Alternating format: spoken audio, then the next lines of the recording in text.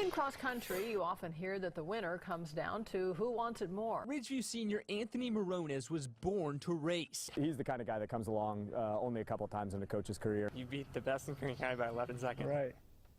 My name is Anthony Morones, and I'm a sports coach for basketball, football, and track at Cyber Elementary School. I coach because it brings another aspect of sports in my life.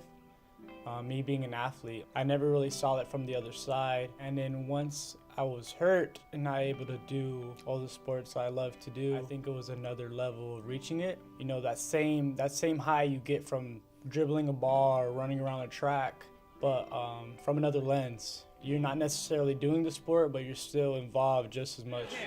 So when he's dribbling, if you stay in front of him, he can't go on the side of you like that. You understand what I'm saying? Don't give him a lane. That's exactly what I'm saying. So when he's dribbling that ball, if you're on the side of him running with him, guess what he's going to do? He's going to do that. But if you're in front of that, he's not going to be able to do it. Let's go, come on. Let's do it. Finish the shot.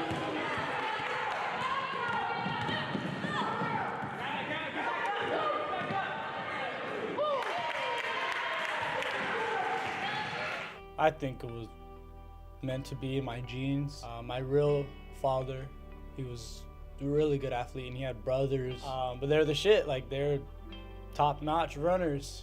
We met my mother. She was a really good runner as well. You know, they're two cross-country runners, and they had two cross-country babies. My sister first. She started running when she was younger.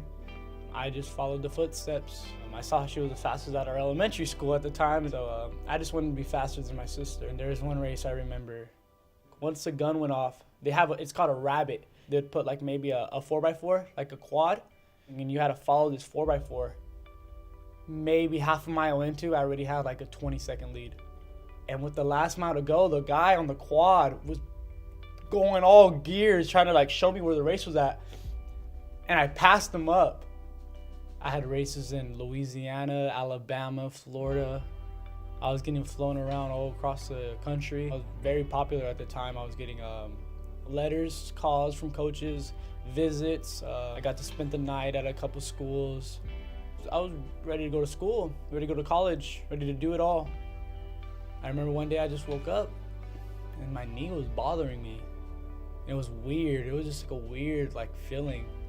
And then a week went by and it was still hurting. And then a month went by, and the next thing you know, I was in physical therapy. And next thing you know, the scholarships just started going away.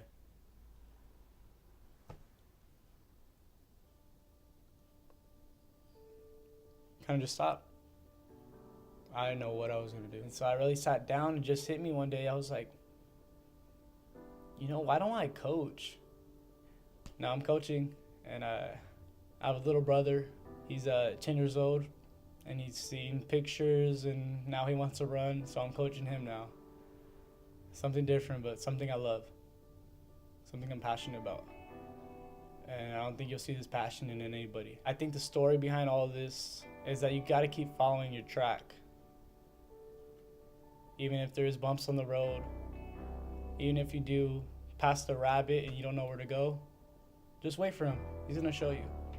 I think if you're in the middle part right now of my story, where everything's falling apart and you don't know what's going on, just wait. And once you see the glimpse of it, just a little peek of it, risk it all, because it's gonna be worth it. You just gotta risk it.